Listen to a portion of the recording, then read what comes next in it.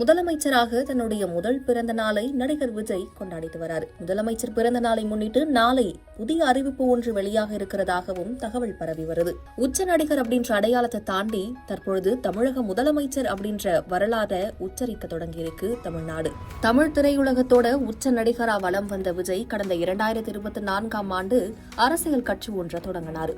அதற்கு தமிழக வெற்றிக் கழகம்ன்ற பெயர் சூட்டி விக்கிரவாண்டியில முதல் மாநாட்டையும் மதுரையில 2வது மாநாட்டையும் நடத்தி தமிழக அரசியலை அதிர செய்தார்.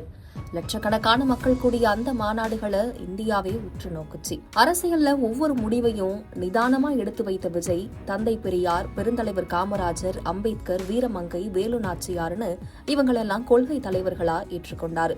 கட்சி தொடங்கி 2 வருஷத்திலேயே சட்டசபை பொதுத் தேர்தலை தாவிக எதிர்கொண்டுச்சு. கான்பிடென்டா இருங்க, நல்லதே நடக்கணும் உச்சரிச்சு இப்போ ஒரு ஆட்சி பொறுப்பேற்று நல்லதே நடந்து மக்களுக்காக உழைக்க தற்பொழுது தமிழக முதலமைச்சரா அவர் தேர்ந்தெடுக்கப்பட்டிருக்காரு. மே 10ஆம் தேதி ஆட்சி பொறுப்பேற்று 1 மாதம் நிறைவு செய்திருக்கும் முதலமைச்சர் விஜய்க்கு 52வது பிறந்த நாளை அவங்களோட ரசிகர்களும் கட்சி தொண்டர்களும் உற்சாகமா கொண்டாடிட்டு வராங்க. சட்டசபையில நாளை சபாநாயகர், அமைச்சர்கள், ஆளும் எதிர்க்கட்சி மற்றும் உறுப்பினர்கள் எல்லாருமே வாழ்த்து கூற இருக்கிறாங்க.